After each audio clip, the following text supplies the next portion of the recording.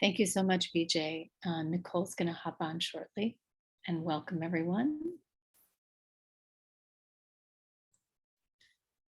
Good afternoon, everyone. Just letting you all know that as you're coming in and as we let more and more people in for the roundtable today, that it is recorded, and the recording will be available later on our YouTube page after this event.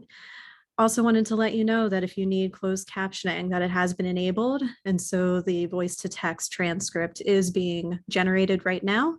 And you can use that if you do need closed captioning software for today. I now turn it over to Anne to start the program. Welcome everyone to the UWM Center for 21st Century Studies final roundtable conversation in our spring programming, Lonely No More, the making and unmaking of loneliness, isolation, and connectedness. I'm Anne Basting, the center director.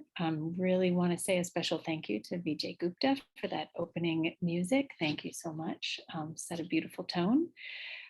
Founded in 1968, the Center for 21st Century Studies mission is to build a community of scholars to address the most pressing issues of our time. We are humanities at heart and interdisciplinary in action, And as our prescient charter says, cooperative humanistic research is most compatible with the task of addressing the complexity of 21st century challenges. And complex they are. As director, I get to be part of this amazing team that makes today possible. And team, you know who you are. You have our full thanks for shaping this new format for our conference with multiple points of access and engaging multiple ways of knowing, including a whole podcast series called 6.5 Minutes With. Nice short little podcasts. You can listen to 3 or 4 on your dog walk. An interactive book club where you'll find suggestions for things to read and engage with and view to go a little bit deeper in the topic. A participatory project. In this case, we did a survey on the experience of loneliness and connectedness, which then we put into a public call, a creative call for responses. And those are still open. So by June 1st, you can still submit creative responses to that published survey data. Finally, we have a series of roundtable discussions where we find ourselves right now. We have one more of these called Healing Spaces in the fall, but this is the last one for the spring. I'll also start by saying that although we are virtual and all over the United States, and in fact, I welcome you to put in the chat your own land acknowledgements. We begin by acknowledging that here in Milwaukee, outside my window, we are on the traditional lands of the Potawatomi, the Ho-Chunk, and Menominee homeland, along the southwest shores of Michigami, North America's largest system of freshwater lakes, where the Milwaukee, Menominee, and Kinnickinnic rivers meet, and the people of Wisconsin's sovereign Anishinaabe, Ho-Chunk, Menominee, Oneida, and Mohican nations remain very much present.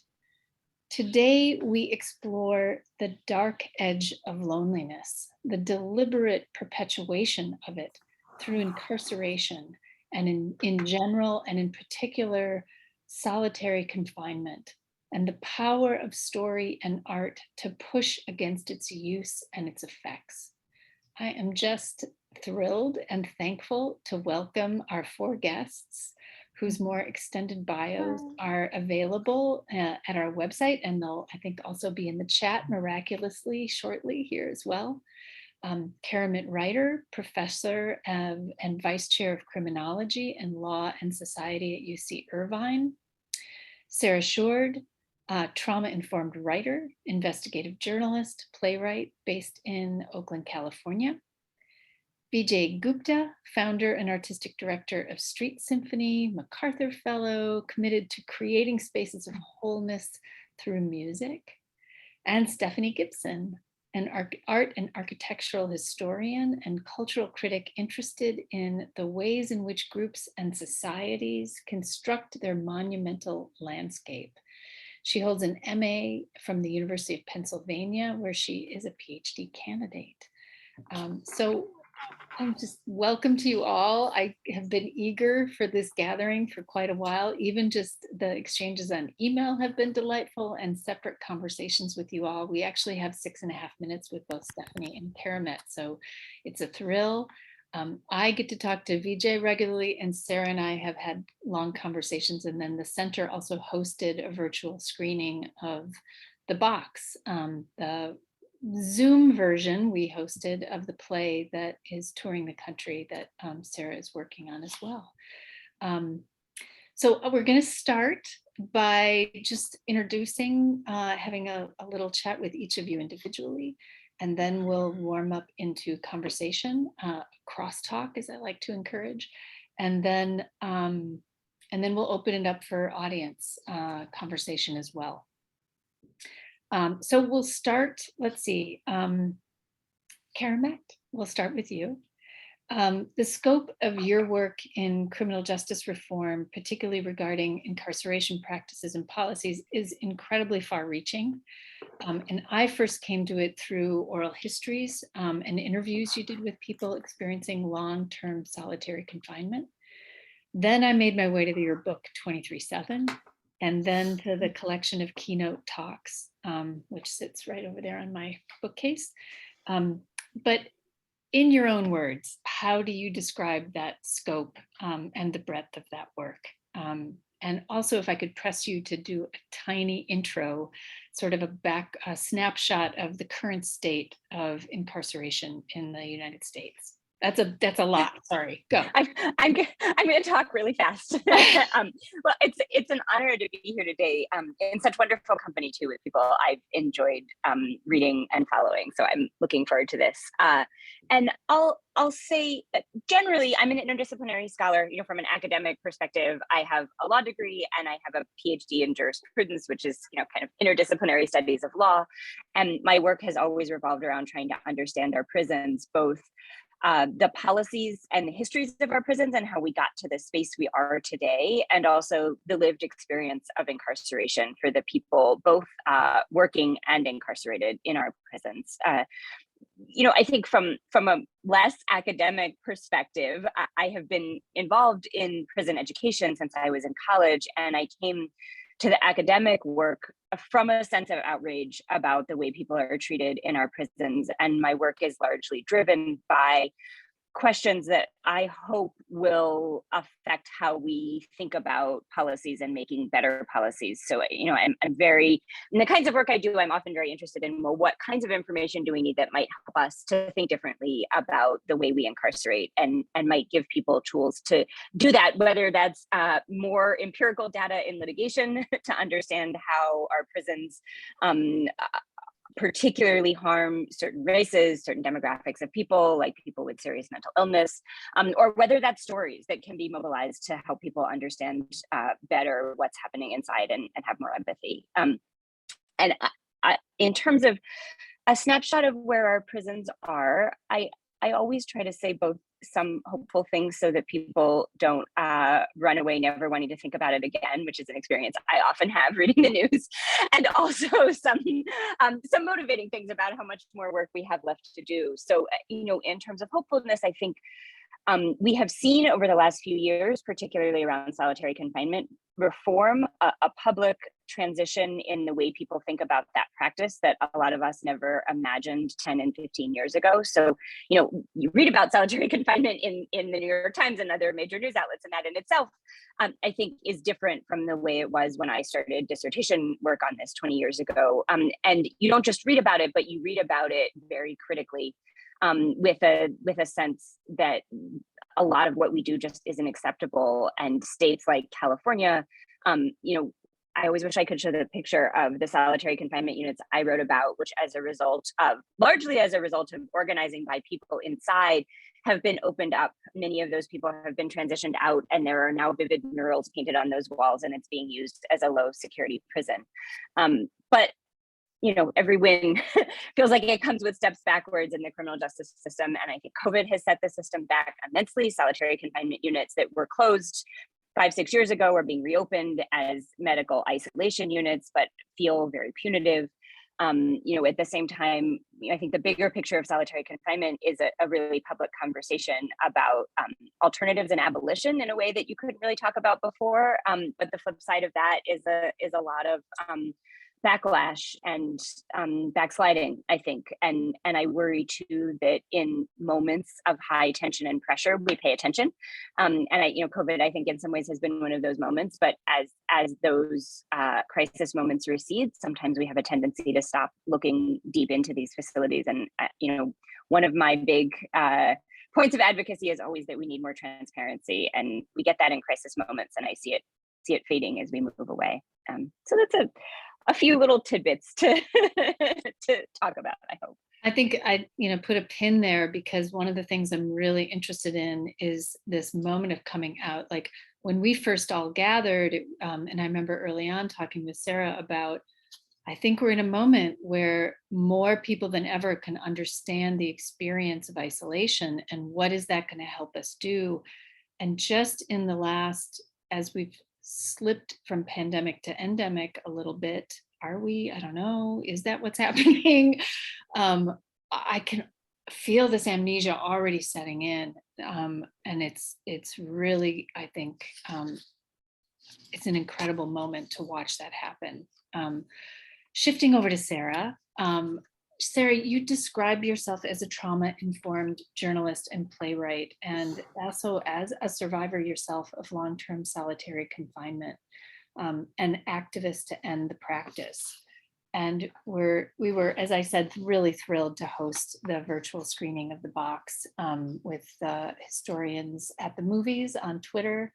And your play that's actually touring, and wish that we could have hosted an actual live performance of it, but not so lucky. Please, if you could just share for a few minutes, whatever you feel comfortable about your own experience and how it shaped your work, and then how it's evolved. Yeah, sure. Good to see you, Anne, and good to see you, Keramet. Keramet and I have been connected for years, and it's exciting to be in this panel with you, Stephanie and Vijay. I hope I said your name right. I probably didn't. Did I? It was okay? Okay. So as soon as I heard this description of weaponizing loneliness, I'd never heard that before I talked to you, Anne.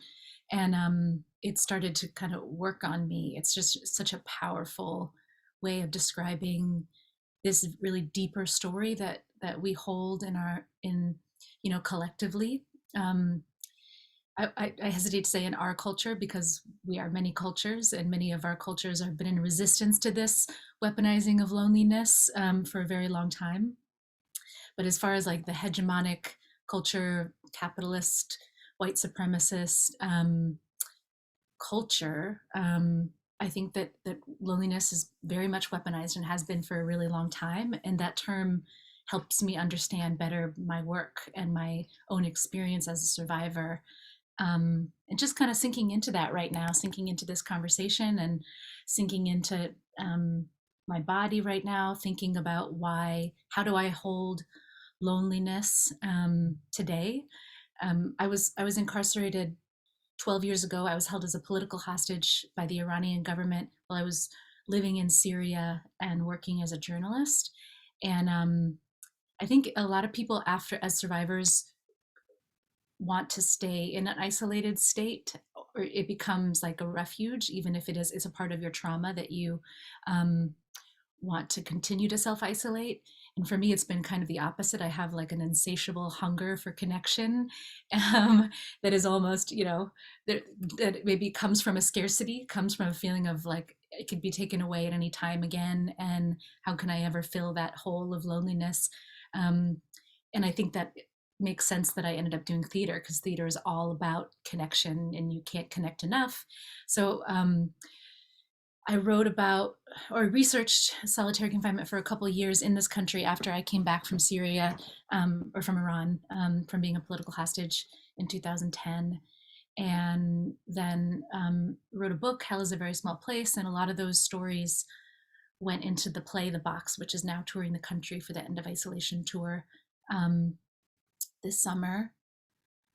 And yeah, I want to kind of explore, I'm excited about this conversation of talking about, what is the belief system that has led to this inevitable torture being so common and so normalized in our country and in our world.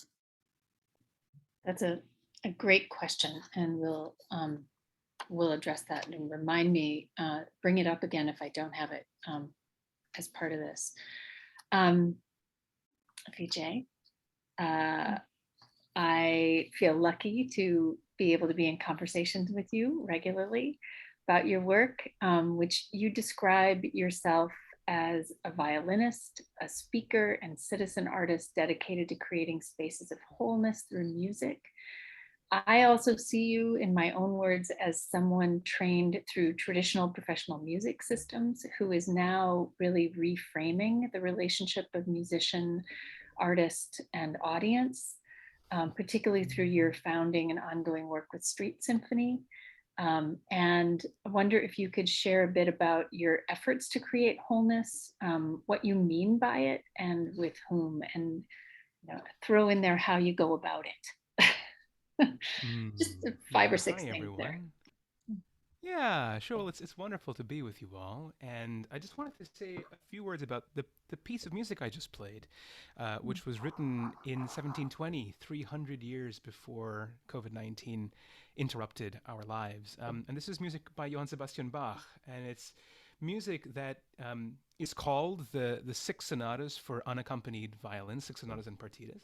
But in the title page of this piece of music that Bach wrote in 1720, he writes the words sei solo, S-E-I solo, which of course in Italian is grammatically incorrect because you'd say sei six soli, right? That would be six solos.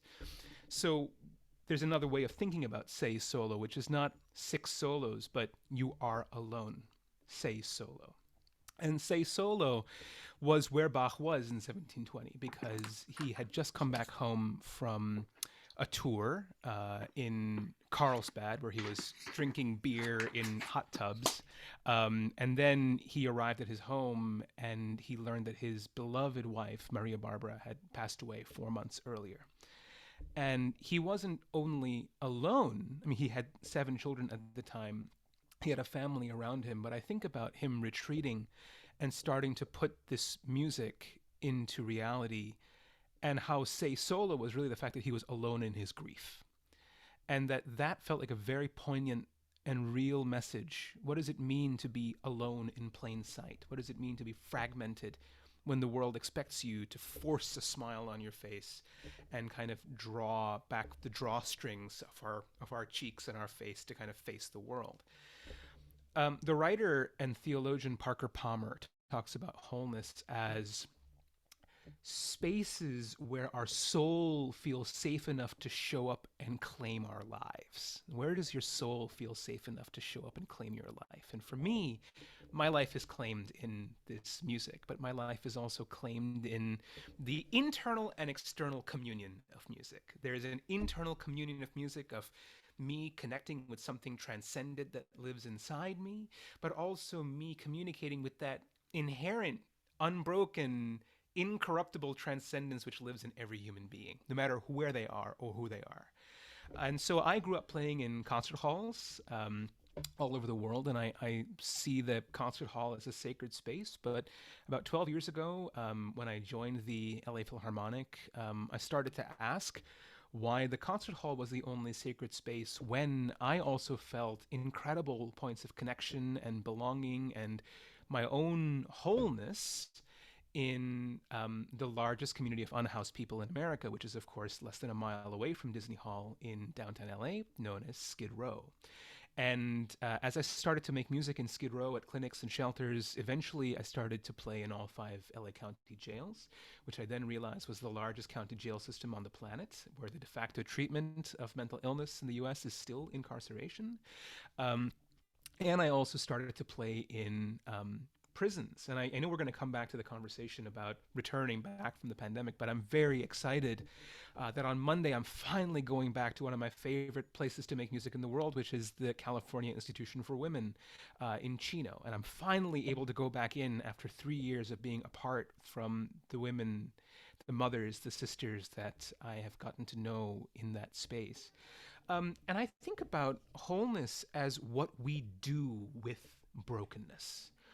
And the call for artists to not only show up to brokenness to find hope, but rather to make hope, to make spaces of belonging where we long to be, where we long to be seen, where we long to be loved, where we long to be connected.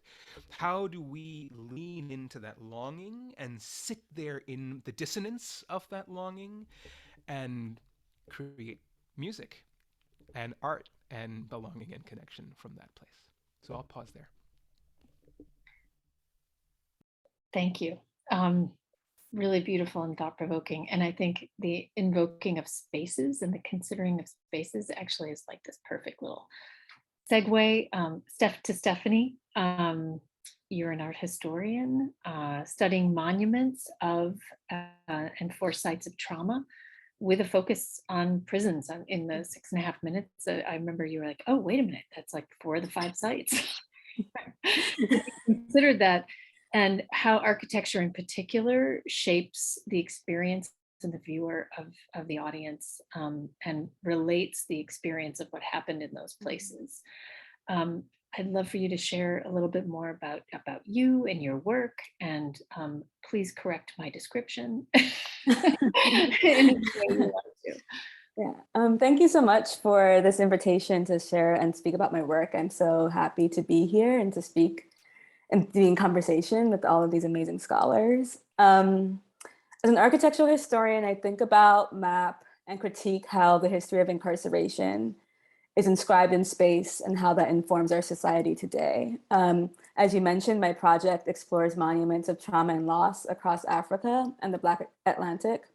And several of these sites are former prison sites, which I think highlights the deep pain wrought by weaponized loneliness. I studied the original conception and implementation of solitary confinement, the use of imprisonment to reinforce racial oppression, and the use of incarceration to maintain power. And my research explores the various ways in which loneliness has been weaponized, its after effects, and the ways it is reinforced, and more importantly, and in turn, how it's dismantled through the built environment. I'm looking at prisons, former prison sites, and how they are transformed into monuments that memorialize that pain that was experienced there, and also helping to heal and restore society.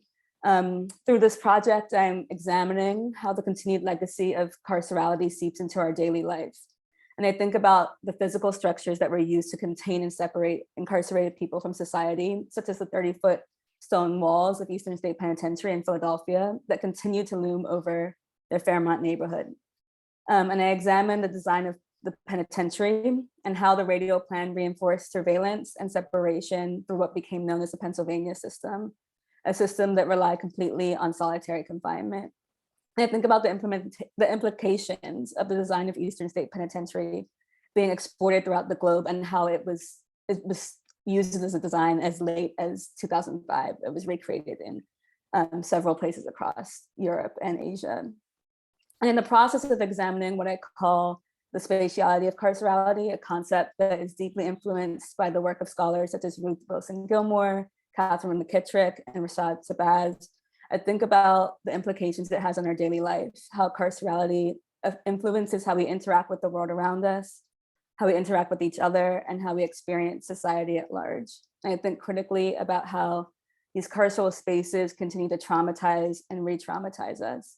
But more importantly, I think about an attempt to provide a theoretical framework for understanding how these spaces can be productive sites of change, and hopefully, and even in some cases, revolution. And by studying these sites and their memorialization, how we can understand who we are, how we got to where we are, and who we can be. So yes, thank you. Thank you so much, Stephanie. And I was going to jump right into a question, but I actually think setting the base with the question, Sarah, that you brought up in your intro remarks is a smart first place. Which, and tell me if I wrote it down, because I wrote it down after I was amazed by it. What are the conditions actually that are in place that enable us to keep using solitary confinement? Am I saying that right? I think my question is more about the belief. I mean, conditions and belief system. Yeah. You know, what is that we believe about what it means to be human, or what we mean to each other. Also, that, you know, a fundamental kind of like relational level, as well as like what you said. I feel like condition speaks more to material conditions, which are so interrelated. But yeah.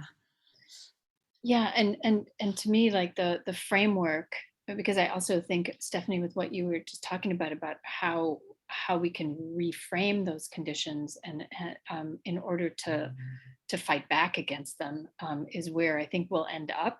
But right now, if we think about what are those beliefs or the that are fueling the material conditions that keep us in this place at the moment, and to address that, does anyone want to pop in there?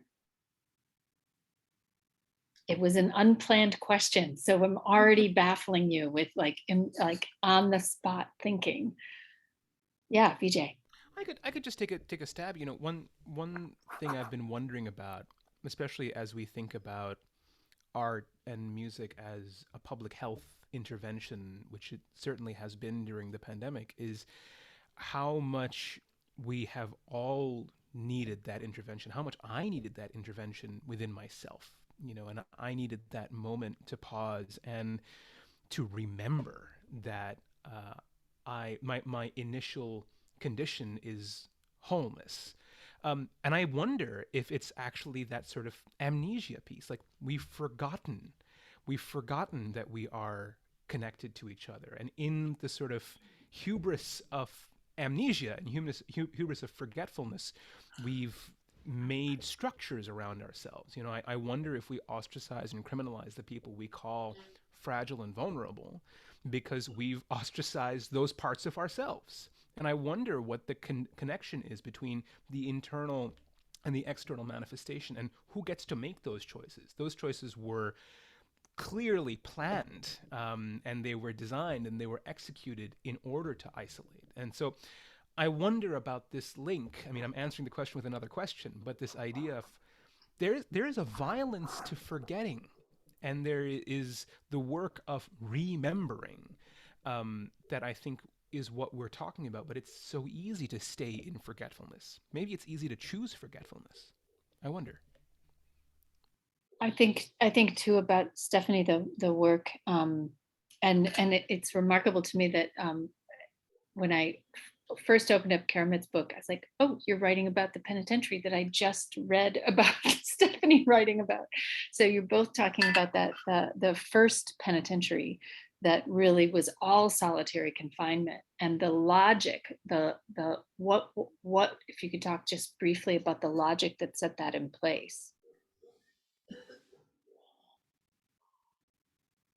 I guess I can jump in and talk about it, and we can kind of have a back and forth. I don't know if you want to, Keramet, about Eastern State Penitentiary, but it fascinates me in a very dark way. But the purpose of Eastern State Penitentiary was to rehabilitate or restore people through forced isolation and solitary confinement, and the hope that by sitting by yourself in a cell for 23 hours a day and working, you would reflect on your infraction, I guess. I hate to use the word crime. Yeah, so infraction, and hopefully that sitting for an extended period of time and that reflecting would lead you to some kind of penitence, or if not just the fear of being put in isolation again, and would cause you to turn your life around. I hate to use that term, but yeah, and I think that was this infliction of, or this belief that sitting by yourself and reflecting would lead to a restoration. It was very inspired by Quakers. So yeah. Anything you want to add in there, Keramet?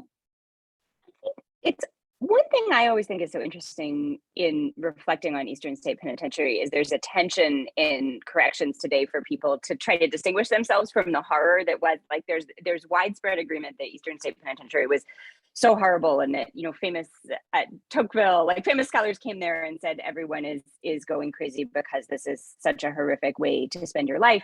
And so there's this instinct to differentiate modern prisons from Eastern State. And one thing I always like to say is it's actually much more humane than our modern prisons. Like, they had gardens they could walk out to from their cells. It had running water. It was more technologically advanced than many facilities. And so this effort to say, oh, we're not using solitary confinement today in this poured concrete box of solitary confinement with the lights on 24 hours a day, where people literally don't see a living thing for years at a time, is laughable relative to the strange humanity of this Quaker vision of Eastern State. Not that it was a great idea, right? And we know that it played out not well, but I think just thinking about those echoes of that history, and to speak to Vijay's point about the importance of memory and remembering, and our tendency to want to try to suppress and cut out the violence. And I think that that's the longer I've studied solitary confinement, the more I've seen that for staff also, right? That part of the challenge is that in order to work in these places, you have to do so much work to distance yourself from the reality of people's lives. And it becomes, I mean, you can't walk into work every day without starting to think of the people in those cells as something other than human, right? And it's not, I don't think that the people walking into work in those places had that idea to begin with. I think the institution imposes it and it becomes very hard to escape it. I think it's hard to live in those cells and still feel human. And so I think even the people experiencing it are suppressing and cutting off the violence of it. So I thought that was just a very powerful way to frame it and think about that some of the work to be done is to really help people to exist in those spaces and imagine what they're like and grapple with the horror of that. A question that I have sort of in this same vein is in the same way that, you know, people use prescriptions off-label, like for the massive research that you do to approve a drug, and then it gets used for all these other things. So the way that solitary confinement is actually used might be different than the way it was designed or said to be used. And I wonder about that space, the difference between the off-label use, which seems to me, pulling on some of the things you're saying, is really about it's care for the mentally ill. It's very bad care for the mentally ill, but you know, things like that. And I wonder if anyone wants to address that. I feel like what we're doing in this section is like really painting a picture of where we are before moving into what we can do to intervene. Mm-hmm. Could I say something just more about Eastern State? Yeah. And I think I can connect it to what your question about off-label. I mean, that's such a powerful observation, I think, in and of itself. But one of the things that always stuck with me about Eastern State is that the Quakers, the belief system around it, again, like what are the stories that we tell ourselves about who we are, and about what are the stories that we tell about who other people are that keep us fundamentally in this belief system that we don't have the same interests, you know, whether it's between individuals or groups. You know, I believe that those stories are what allows us to be exploited and dominated, and, you know, allows for you know, horrific belief systems like white supremacy to be perpetuated over centuries. But with Eastern State, the Quakers thought that if you put, you know, a hood over someone's head and kept them in darkness, that they would find an inner light, which is just so amazing. I mean, they really believed it. They were good people, you know, they thought they were going to help people.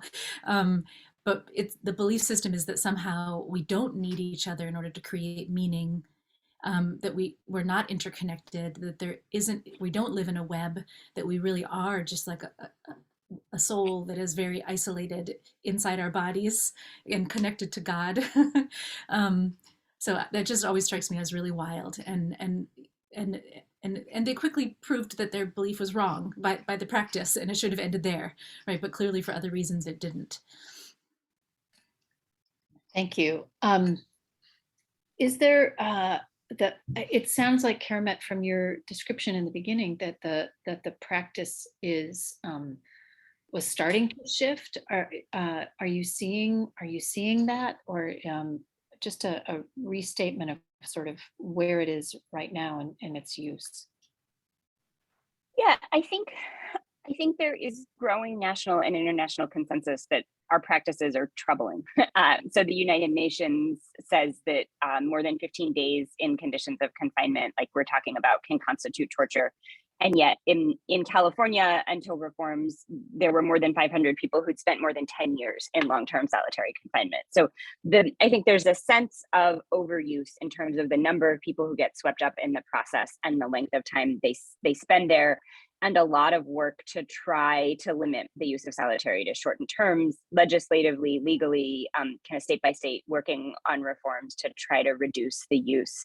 And you know, those have had varying success. It's a slow process to reform a system as massive as the carceral system in the United States. But I think one of the challenges we see, particularly in the states that are doing the most progressive work, like I've done a lot of work in Washington State, which I think has really tried to lead the charge of reducing reliance on solitary confinement. The thing we see is that there are still really challenging populations of people that the prison system doesn't have good tools to deal with. So this speaks to those questions Anne and Sarah were asking before about what is it actually doing? And I think what solitary confinement is actually doing, as Vijay said, is really controlling. If our prisons are controlling the most vulnerable, the most fragile, solitary confinement, I always think of as a magnifying lens of all of that. And it is confining the people who don't fit otherwise in the system, whether those are people who are organizing resistance or people who are trans and literally don't fit into a box as male or female, or people who are kids and would be dangerous, or people who have life without parole sentences and nothing to lose and have never known, have been in the foster care system their entire life and have no human connection to keep them, that they're trying to protect by not engaging in violence. Seriously mentally ill people who we don't have enough beds for in hospitals. And you take all those people, and those are the ones who are left in solitary confinement, even in the most progressive systems. And they're the one that no one in society has figured out how to address and what kinds of resources we need. Right? I often say, like, we take the people who the doctors in the psychiatric institutions can't handle, and then we put them in solitary confinement with correctional officers who might not even have a college degree and certainly have no training in mental health care, and say, you deal with them. And I think that kind of epitomizes the system and the challenges that even when we start to see real progress on reducing reliance on solitary confinement, we still have a system that fundamentally abuses the most vulnerable and fragile among us. And within that, solitary confinement is really the only tool that folks in corrections have ever had to deal with those most difficult people. And there's not enough conversation about what other tools might look like, and how we just really reframe the way we think about those challenging cases. Yeah, Vijay.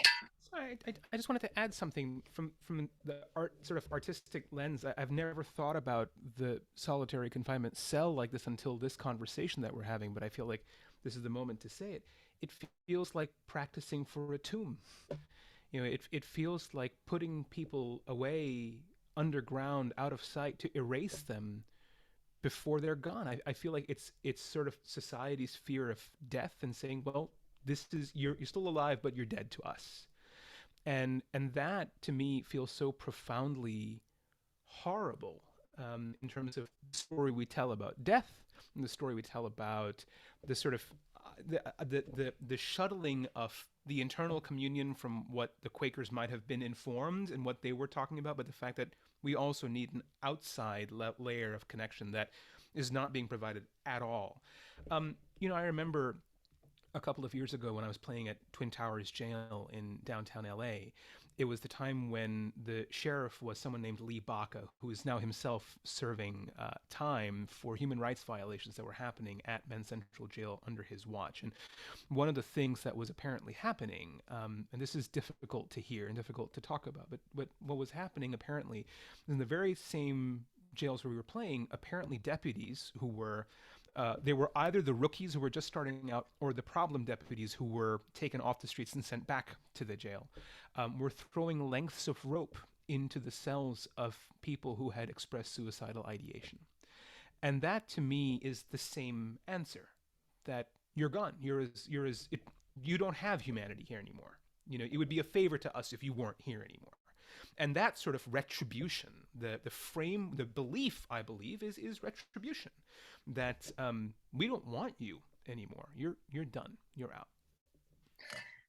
I want to build on that exactly and make two moves. One is one, Stephanie, that you make when you talk about and Keramet linking it also to what you were saying, which is solitary confinement is like the prison inside the prison. So if we move out and we say, Stephanie, you say in the 6.5 minutes interview, incarceration is separation. And so it can happen in multiple ways. It's an act of separation. And I think of that too as a way to link the work that you're doing, Vijay, with the unhoused, that they're separated without walls. They're separated with stigma and a invisible force field that renders them invisible, right? And so they're separated. It's this act of separation and defining and separation. And then what you're all saying so beautifully about rendering inhuman, this act of separation is the rendering of a human being as inhuman. This actually gets to my first question, which is, how are you and we all acting as kites?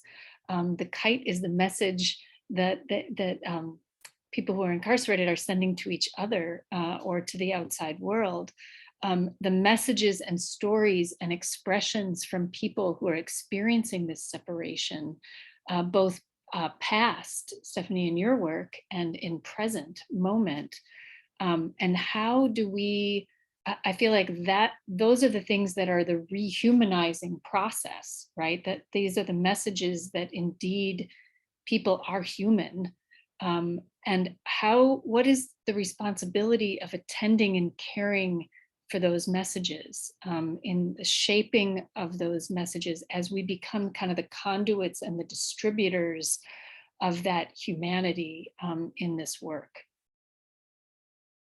Anybody?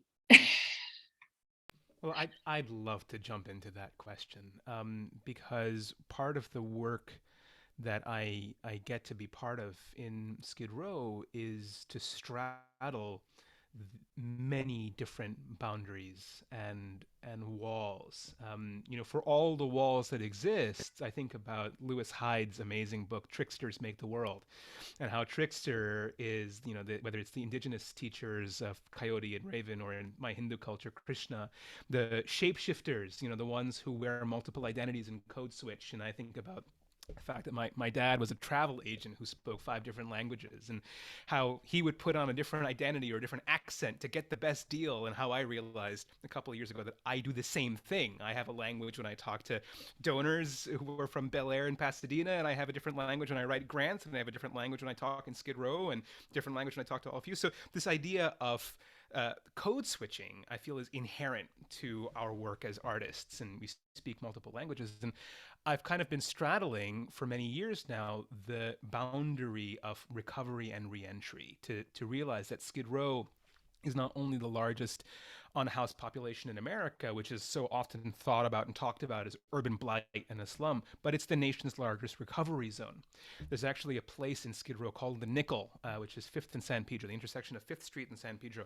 And it is the place where the Greyhound bus drops off people who are coming home from any of the 35 California state prisons, or from the county jails. And throughout the pandemic, I've become very close with a lot of individuals who I met at the Weingart Center, which is a reentry center in Skid Row. And so often, the individuals at the Weingart Center are not talking about trauma. They're not talking about brokenness. They're talking about forgiveness. And the story that I'm being asked to tell on the outside is stories of joy and hope and connection, and how folks can't wait to reconnect with their families and go home and live the life that we take for granted. And I think that's actually the message that I seem to be receiving from my mentors and friends in Skid Row is, go live your lives. So often I will say to one of my friends is a man named Dwayne Garcia, who is a Vietnam combat veteran, incarcerated at Solano prison for over 30 years, and is now living in Skid Row in an SRO. Amazing guitarist, beautiful artist. And I'll talk to him about guilt, and I'll say, Dwayne, I feel so guilty for leaving and going back home. He said, I don't need your fucking guilt. I don't need it. There's nothing I can do with your guilt or with your shame. All I need is for you to come back. All I need is for you to be your whole, your best self, so that I can be my whole, my best self. So I feel like what we talk about in reentry and recovery is really relationship. How do we stand across the gap and build relationships with people, where we're both transmitting what they're saying, but we are always returning back to that sacred source of who they are. Another way of answering this question as well, that we've been, to kind of answer what you posed to me earlier, with regards to the invisibility of people who are unhoused, is to also find ways for my friends like Dwayne, another individual named Ray Lewis. Ray was incarcerated as well, homeless in Skid Row, but he's the leader of a West African drumming group in Skid Row. And so our work has been to bridge a Bach cantata with West African drumming and put them together, to embed timpanists with the West African groups, to write Dwayne songs and arrange them for string quartet and then perform them where we perform. So to use the role that I have as an artist with any kind of notoriety and platform and say, okay, you're gonna get your Bach, but you're also gonna get Dwayne, you're also going to get Ray, and to use the role and power of us as artists and tricksters to say, there's actually more to this story. And access to social capital. Absolutely. Yeah. Yeah. I love that, because I think often in my work about being a bridge, right, for people who don't have a voice, who are incarcerated, and trying to carry those voices to audiences that wouldn't usually hear them and amplify them. But I think I've really struggled with wishing that there were other people who could, right, wishing they didn't need a bridge in some ways, and also worrying that no matter how honestly or broadly I try to carry those voices forward, that I am still imposing my own perspective on them. And so I think a lot, not just about bringing those voices into those spaces, but creating infrastructure so that people can choose where they put their voices and how much which I think you're doing also, Vijay. But I think I'm doing work to build a prison education program, because I think that's where people can earn a UC degree while they're incarcerated, because I think that's one of the most powerful ways we can open those doors, right? I mean, we're making the walls of the prison a bit more fluid that way by having people pass through more often, and also the hope is we're giving people, a platform to become, right, so that we will have formerly incarcerated students who are professors. There are none on the UC faculty that I'm aware of, and so they're, I'm working closely with them to build a program. But I would much rather see a formerly incarcerated student running a program, and similarly trying to create archives during the pandemic where people can just give their stories and share them with the world, with no one asking them a certain set of questions or trying to do a research project, but just saying, I am an open door, and you can put your story here and we will make it available to the world. And I think that has really changed my perspective as a researcher, right? That even when I might have the best motivations, I still have questions I'm asking, and that shapes the story people tell. And trying to figure out how to create spaces where people can tell their own stories, I think is so powerful. And I think that's, I think the box does that in a way, right? And just continuing to create those resources and spaces to make that possible. That's a great segue to both Sarah and Stephanie about the infrastructure. I think about sort of the audience experience, or the people visiting those monuments, and the material, like what is the infrastructure that people have to be guided through that experience, or the audience members coming to the box. Sorry. You want to go first, yeah. Stephanie? Sure, yeah. Sorry, can I also I'm going to try and weave this into the previous one as well, because I'm going to try and do this eloquently. But as Keramet and Vijay were speaking, I was thinking about the walls of Eastern State Penitentiary, and over the last 2 summers, they have been projecting films on these walls that were created by currently incarcerated people. There's a program that they do that teaches incarcerated people animation, and then those films are projected onto the outside wall of Eastern State, so that people who are in the Fairmont neighborhood while they're eating are like seeing these films, which is absolutely moving. And as in my work, I want to highlight those works and name the artists and make sure that their words are, that I guess I'm used as a conduit between them and those who read my work. And trying to do this really eloquently, that the walls of Eastern State and what they represented as forms of separation between the people inside and the people in the Fairmont neighborhood, and being used as a way to amplify the voices of currently incarcerated people, and as a way to entice people into Eastern State to understand the power of solitary confinement and incarceration currently.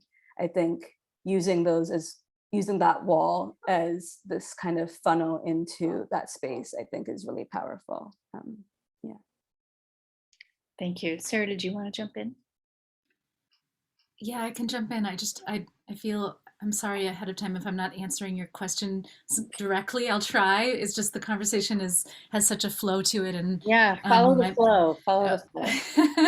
I mean, I guess I love, for me, Stephanie, for bringing it back to Eastern State is really grounding it to me in this like concrete reality that we've built. We built what we believe in. We believe in the disposability of poor Black and brown people. We don't in our minds believe it, but that belief system is built into our culture and how it's manifested in the material reality that millions of people are being subjected to with our prisons. And with Eastern State, we can tear down those walls ideally, right? But we can't tear down all the prisons. So we're trying to transform the belief system that makes them inevitable. And it makes it inevitable that we're torturing people in this way. There's a line in the box that talks about, they can't chop off, or they can't shoot off our limbs anymore. But what they're doing now is easier to hide and easier to justify.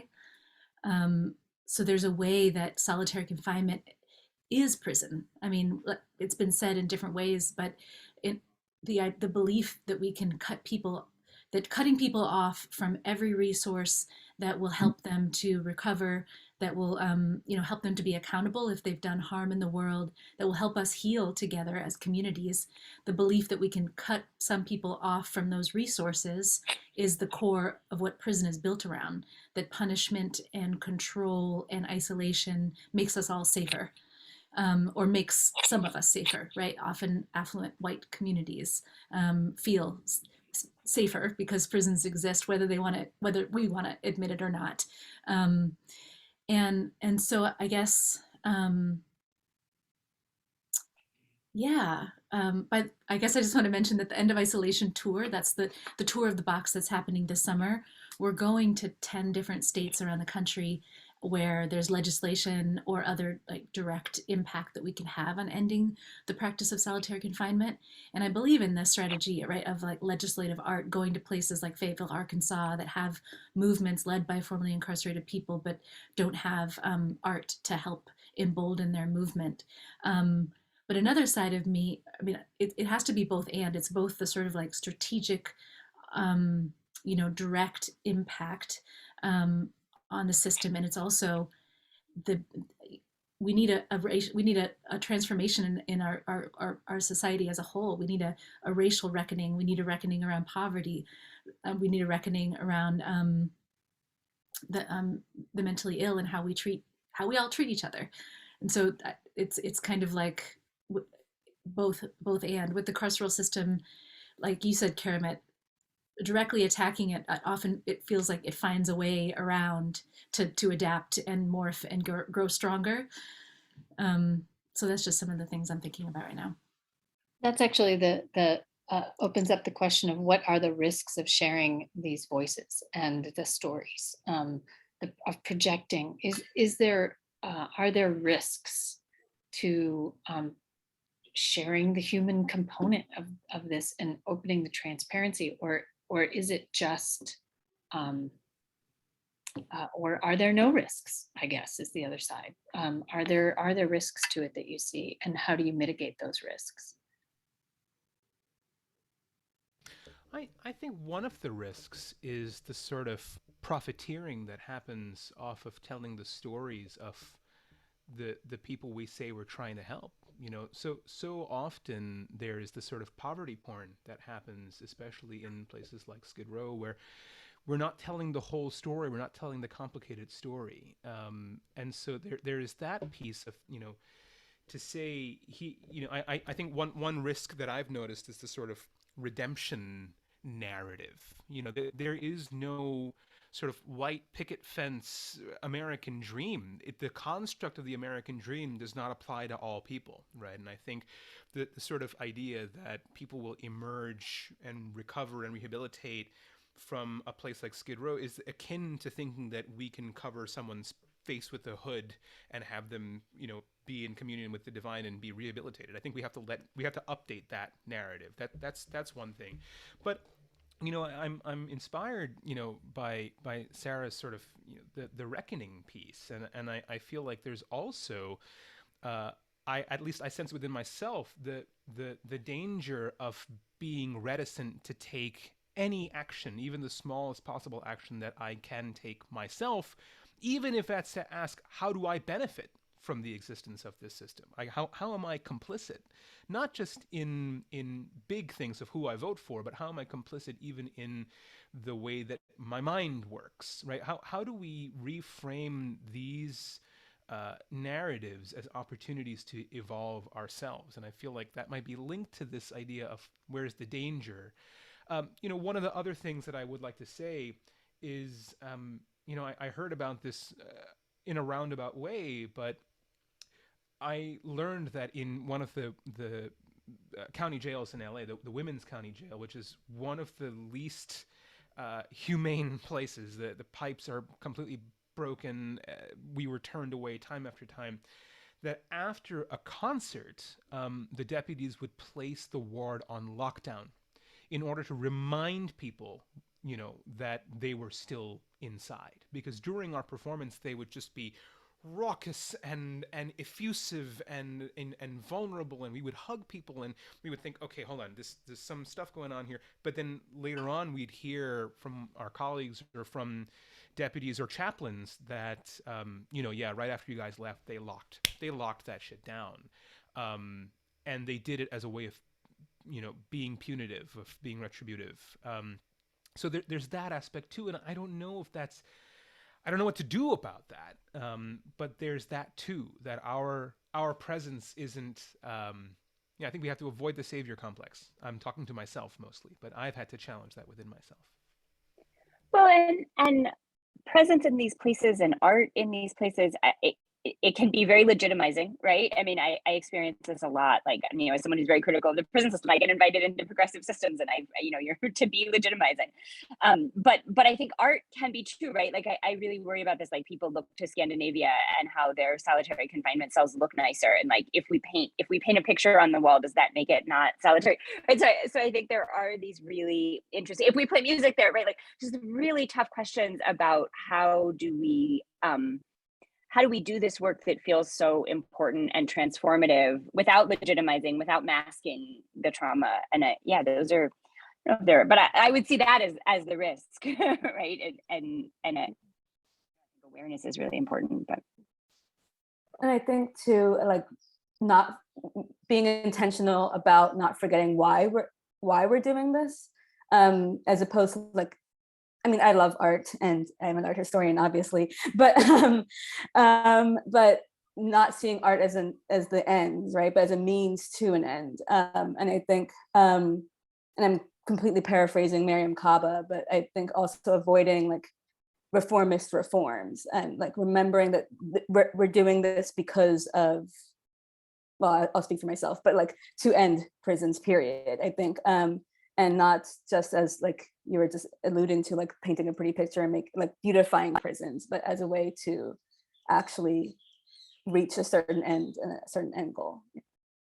And I think also what the people inside want is so critical, right? And I suspect they would say to Vijay, like, I don't care if you lock us down afterwards, right? And I think sometimes we lose sight of that, right? We get caught up in what is the risk, and the fact is people are willing to embrace that risk, and that's part of the challenge. Sarah. But sorry, Sarah. Oh, I just loved, no, I mean, I love what everyone's been saying. And the last thing you said, Stephanie, about just bringing up reforms, it kind of distilled it for me. I feel like the you know, the strategy or is both, the strategy for societal transformation is both about achieving the practical and the impossible.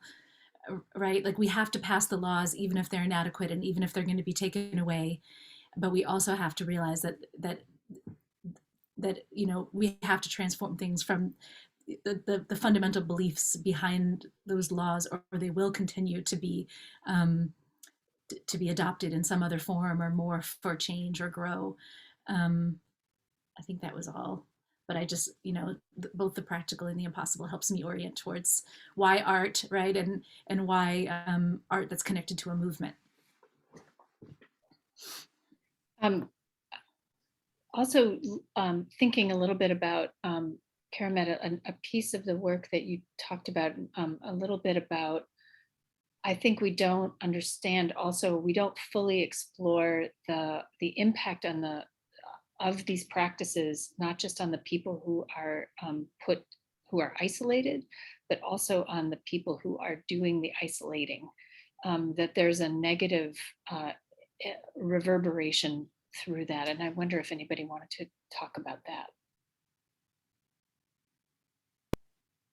To talk a little about it, but I imagine a lot of folks who worked in prisons have seen it, right? Which I think is, there's a tendency to see, especially in conversations like this, to see incarcerated people as victims of some kind and the staff as victimizers. And I think that can be that is certainly the case sometimes, right? I mean, you talk about Lee Baca's jail and throwing a rope in, and there's no way to see that, I think, in many other paradigms. On the other hand, I think it sometimes distracts us from the power of the institutions and the cultural norms and assumptions that are functioning there, and that everyone in those institutions is suffering and being abused by the context they're working in. And I see that much more often. And I think it took me much longer to come, I came from a place of being very empathetic with people in solitary confinement and not particularly empathetic with the staff. But I think that, part of this work is building empathy in places where our initial instinct is not to be empathetic. And I think a place where we as a society need to do more work, and particularly in these circles where people come in with sympathy towards incarcerated people, is to build empathy towards the staff and to understand the ways in which the institutions in which they're working are also abusing them. And they bring that home. There are higher rates of domestic violence among staff. They have much lower life expectancies than people in lots of other careers, high rates of stress, high rates of suicide. And I think, there's really interesting work happening to think about, well, how can we think about this entire institution as a place where everyone is experiencing trauma, and how can we think about creating structures and interventions that shift that culture? And you can do that through staff also sometimes by helping them to see the place differently. And I think those are places where I feel excited about reform, to my surprise, is thinking about how can we humanize the staff also, because if they see an alternative way, right, that's a very powerful way to change the institution. Anybody else want to hop in there? Yeah, Sarah. Yeah, I absolutely see guards as victims of the system. And it's hard. It took me a while to get there because guards are cops, and I haven't had good experiences with the cops, nor have I heard do they have a very good reputation for good reason. But I mean, I haven't spoken very much during this talk about my own experience as a survivor, but when I was in solitary confinement, I often deeply pitied the guards. I mean, maybe it was partially the torture of them being the only other humans I had any exposure to, and I'm an empathetic person and I can't help it. But I mean, just day after day, seeing what people have to do to themselves in order to enforce, someone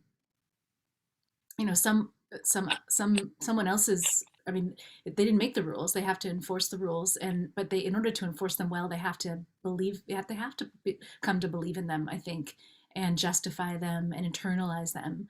And it's a brutal thing for a human being to be. You could say they have a choice, but choice is a very philosophically deep and problematic thing in our world, where these structures, force so many of us into roles that we might not choose if we had better options. Hopefully wouldn't choose if we had better options. Yeah, I think that was it. I did want to come back to, well, I don't know if this is, if we're going to talk about the kind of pandemic and just going to do it. And Oh, sorry. turn us, no, kind of turn us toward, both the closing question, Keramet, I also do the same thing, which is let's sprinkle a little hope on top of this sandwich, right? But also sort of acknowledge this moment, of the pandemic and this, literally we talked, Sarah, about how I think this moment could have an increased awareness of it. Just your thoughts about this moment in the pandemic and where you see it, of the lived experience of isolation, and sort of turning from here toward hope in the practices that you have.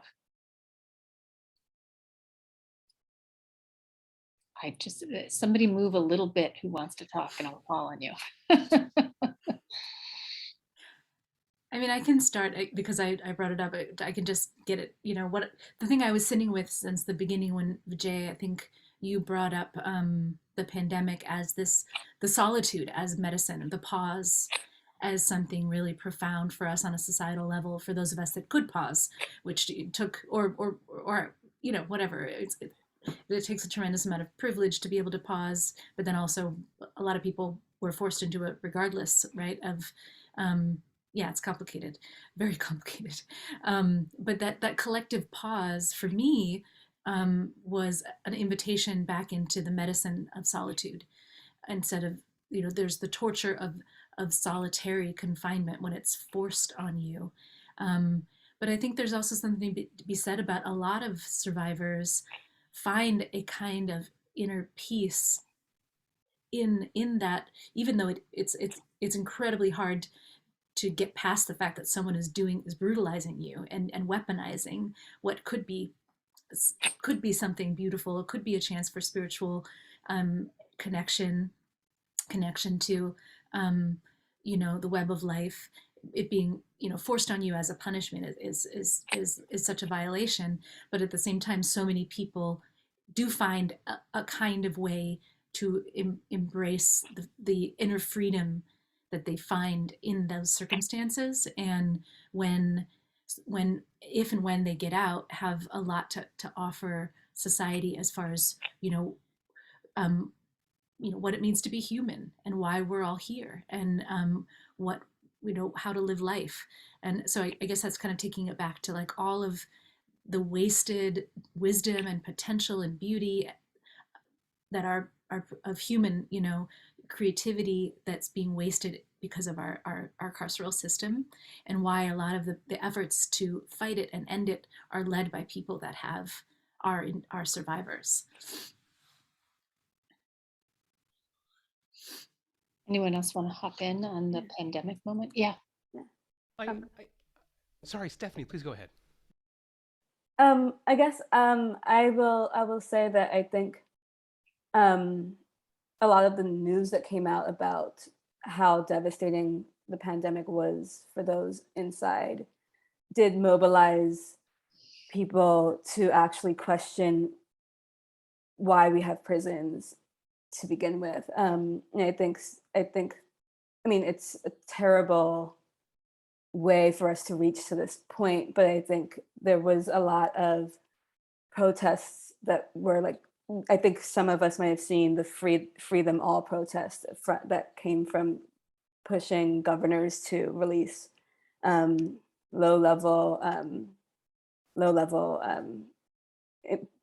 incarcerated people, and then leading that to question why we have prisons in general, and just the horrors that happen inside, pandemic or not.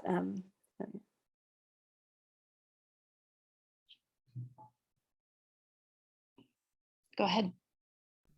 Yeah, I'll just add briefly to that. That one of the devastating things about the pandemic in Skid Row was the number of people who actually chose not to leave the communities of unhoused people, even though room and board were being offered. And there was a lot of incidents of people who passed from overdoses inside hotels and motels, who weren't even if folks were using, they weren't dying on the streets. And there's something to be said about the separation, you know, and Anne, I think the last email I wrote to myself after one of our conversations was something you said of refuse the separation.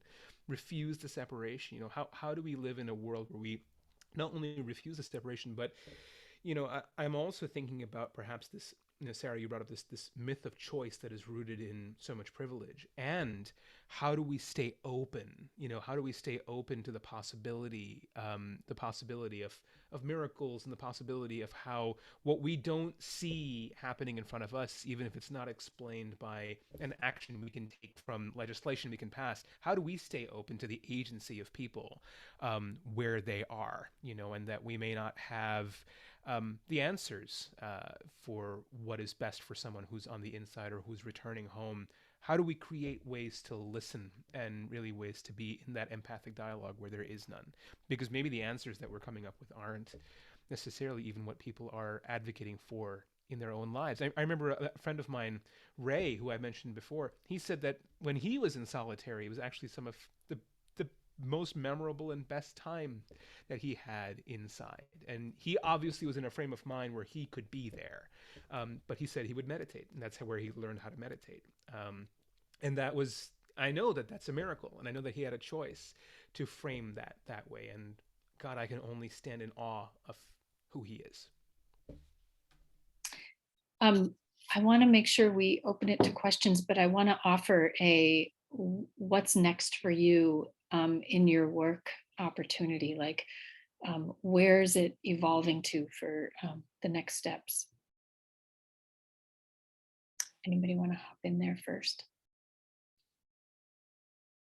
I mean, it's also a hard time because it changed, Keramet, I mean, it changed how the pandemic changed access, right? And it's starting to open back up, but where's your work taking you next? I think I hinted at it. I feel, I think a lot of us are kind of talking around this, the power, we're so much more aware of the power of community now, even as people who were very invested in communities before. And I personally just feel much more less focused on research and more focused on work that builds those community connections in any kinds of ways. And for me, that's working on educational opportunities that really bridge incarcerated communities with student communities outside. And, you know, the archive that I've worked on, really trying to just open up pathways for people to share their own stories, and working with how to amplify those as much as possible I feel much more drawn towards those things than even as a lifetime writer. I struggle with sitting down and writing now because it feels less impactful than and more there's more solitude in it, right, than just the work to be out there in the community trying to do what we can to strengthen those really frayed networks for so many people. Anyone else? What's next? Well, as a lifelong performer, I'm starting to write, so I think we're exchanging this space. But Awesome.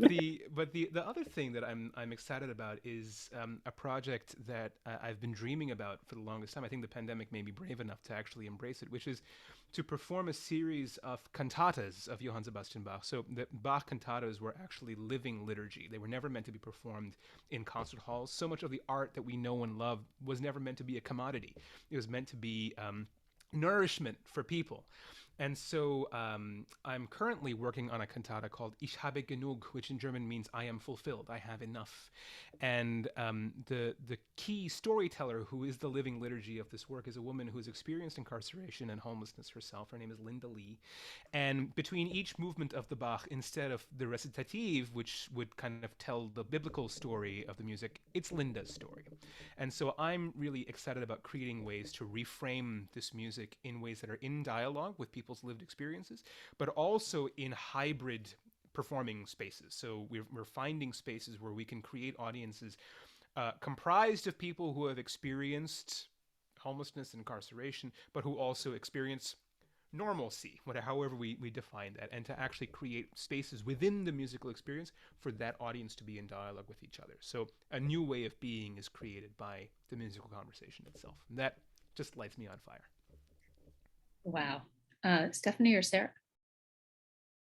Well, I'm still writing my dissertation, so I'm working on that. I'm working on chapters on sites of prison and separation across Africa and its diaspora. I just finished researching Constitution Hill, which was a apartheid era prison in South Africa, and I also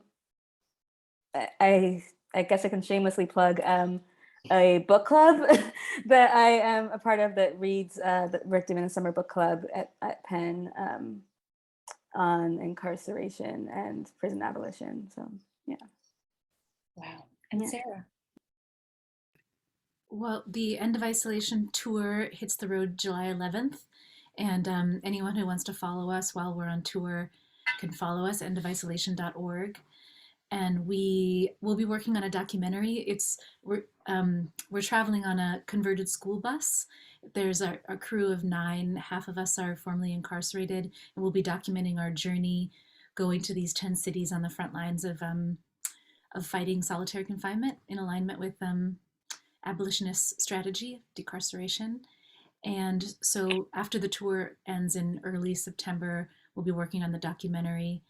And beyond that, I'm really interested. I've been collecting, to a degree, stories of transformative justice.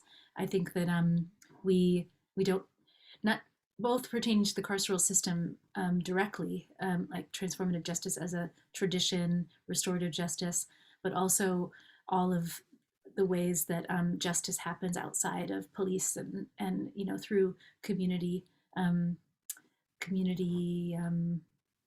through community. And I think that just thinking more about this conversation about the pandemic, I think the pandemic has really revealed to us how stark the divide is between people that are, on the front lines of being targeted by these issues, people that end up in the deep end of our prison system, notably in solitary confinement, or homeless or mentally ill. But it's also revealed to us just how completely clear it is that we're all in the same boat. And so I think that none of us are safe in isolation. And so I'm interested in collecting more stories of how we can pursue justice in the world we live in today. Great. Questions from, please write them in the chat from the listeners and the audience. And also questions to each other, if anything's popping to mind of anything you want to ask. Seems like such a treat to have some time with each other in this conversation. Nicole, I know you wrote something in a question. Do you want to just ask it? Just pop in and ask it? Yeah, sure. So thanks everyone for this really incredible conversation. And I just wanted to go back to the remembering and the amnesia question that came earlier. And then to Sarah's point about and focusing it on solitary confinement and physical spaces. We build what we believe in, but we also preserve what we believe in when we think about history. So I'm wondering if we might want to, if I could invite you to think about the physical design and space of prisons and the igniting of revolution, like you were noting, Stephanie, earlier. What that looks like when we're thinking of these spaces as monuments or stages for plays. I know, Sarah, the Box had played at Alcatraz, or for music for you, Vijay.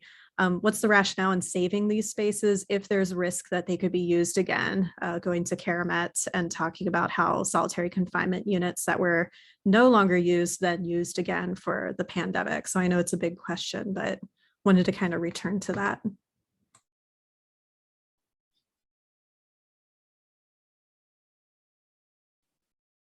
I'm so curious what Stephanie will say, but I have to say, just as one, I mean, Stephanie kind of hinted at this, but I've been so impressed with Eastern State Penitentiary as a site of memory that it has just really fantastic museum curators who are really thoughtful about using it as a place not to memorialize what happened, but as a place to interrogate our history. And I think it's a really different experience to think about mass incarceration from inside one of our original prison cells than it is to think about it even from a documentary or a play. So I think there are ways to do it. I'm not an expert in it. I can say I've been to lots of other places I found really disturbing, but I'm curious. I don't know, as the art historian, I'm curious if Stephanie has thoughts about that. Yeah, this is actually a question that I have been grappling with for a while now about, I mean, I don't want to put myself out of business, but I do sometimes wonder, like, is there something to, and I'm thinking about this through the lens of people who have been incarcerated there. Last year, one of the youngest prisoners at Eastern State was released, not from Eastern State, but from another place. And he was asked, does he ever want to revisit that site? And he was like, no, never. There was too much trauma that was had there, and I never want to go back. At the same time, I was just in South Africa studying Constitution Hill. And I actually, while I was on site, I ran into a woman who was incarcerated at Constitution Hill after the 1976 Soweto riots. And I asked her, like, why are you here? Like, I can't imagine returning to the site where you were incarcerated. And she was talking about revisiting the site as a place, she's constantly there, and revisiting the site is a way for her to heal. And I think, going back to the conversation we were having earlier, I think we must listen to those for whom these sites are sites of deep trauma and pain, and do they serve as sites of healing for them? And I think if they do, then great. I think then they're doing important work, and we must keep them as ways for healing, not just for, well, most importantly for those who were incarcerated there, but also for us as a society. Are they spaces of learning and healing and growth? And I think that's what's important. Yeah. I mean, yeah, Sarah. I just say I'm all I think tearing them down could also be very cathartic for survivors. I would much rather go and tear down, or take a sledgehammer to the cell that I was in than turn it into a nursery or something like that. I mean, but I'm not saying there's a place for both. I mean, when there's the political will to actually repurpose these places and make them community resources, but that takes a lot of money because they were built to torture and harm and isolate and punish people, right? So to make them healing spaces is expensive. Yeah, there's something to be said about the legacy of these places. The imagination is so crippled by what they have been. So it just seems very rare for places like Alcatraz or Eastern State Penitentiary for there to actually be the resources and political will to transform them. But I am glad they exist. And I do want to mention, I've been meaning to the whole time, that we're going to be performing this summer at the Eastern State Penitentiary. So I'm very excited that it exists for many, many reasons. But I mean, we can't forget, right? Maybe every state needs to have once, if all prisons are going to be, abolished, we'll save one in each state as a monument, and the rest can be torn down. How about that? I would like to add, I think as you were just touching on, I think they do serve as ways for us to make sure that we don't forget, right? And ways to remind us of what happened there and avoiding returning back to those places. And I think also they do, speaking of revolution, I think Eastern State Penitentiary and Constitution Hill have served as sites of protest and I think that's also important for these places to serve as sites for us to protest what is continuing to happen. And I think that speaks to the power that they have in our collective memory. I think about the gallery on Skid Row, gallery representing and sort of the preservation of story, and then the pressure to regentrify in that area, and how is that area being preserved? How is it being developed? There's a living argument about it as well as sort of the past sites. And in the current moment of pressure on some of these spaces as well. Somewhere in here, we have just a few minutes left, and I think I'm just going to bring it up because it was a question that came to me before we launched about in sort of the scope of human sensorium, right? In the toolkits of the artists to relay the experience, we have theater, we have the monument, the living monument, like the spatial monument, so that it's an experiential tour, and there's sound and there's image, there's the projections on the side of the penitentiary, there's music and sound. And one of the questions that came was about, is there something unique about sound that acts as a community building or a communicative tool that is unique, and what is it about it that does that? And in my own work, it's that it gets you around the visual stigma of the deeply aged body, which there's a terror management theory around it, and it might well be the same thing for avoiding the visual, but that there's something about the sound that can go through walls, that unites people. I think even about the Zoom performance of people hearing each other through the walls, but not seeing each other. And I just wondered if that was something we can even talk about later if we don't have time now, but as an interesting question. I think it's the closest we can get to touch.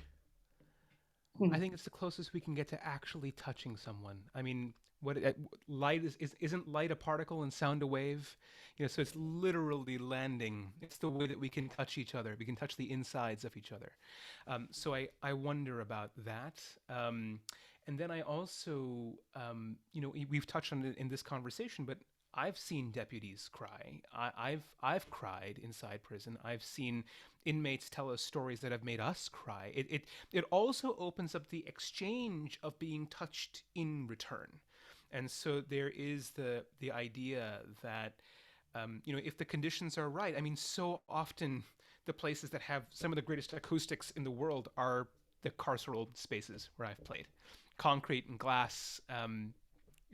I want to record in these spaces, and so I think about the fact that, but a recording in an empty space would be nothing compared to what it's like when the resonance is happening inside someone's body, right? And I just wonder about that. I think it's the closest we can come to actually really laying our physical presence upon another person. Thank you for that. As an exit, if we want to say thank you for this idea, I think I would say thank you for being here, and thank you for that last piece about sound being touch. That was I'm going to sit with that one for a while. Keramet? Thank you for the conversation and all of the work that you each do to make these experiences real and bring them to broader communities. Sarah? I would say, I really appreciated the kind of the spirit and vulnerability in the conversation. That it was very mind body. I felt it in a more whole way than I often do. Stephanie? Thank you for the amazing ways in which you all think about separation and isolation, and I think it stretched my way of thinking of this problem that we have. So thank you for the rich discussion. And Vijay? I think what'll stay with me is this idea that remembering is wholeness, forgetting is an act of violence, but also that the stories that we tell about people and about ourselves are informed by beliefs. And Sarah, that was a profound gift that I'll take away, and thank you for that, because I feel that the work has to be about challenging those beliefs and stories. Thank you also to everyone on the listening side and the chat side, and all the people making this conversation possible. Look for it again. It's going to come into another form in a performative transcript as whatever this book thing is that it's going to be. Nicole, did you have anything else you wanted to say as exit? Just saying that in the email, I'll make sure to add a link to Stephanie's book club, because there were some people that wondered about that in the chat, along with a link to the recording, so you can revisit it in this form, or you can revisit it in the performative transcript publication form that we hope to have in the coming year or so. Thank you, everybody. Thank you. Thanks Thank so you. much. Bye.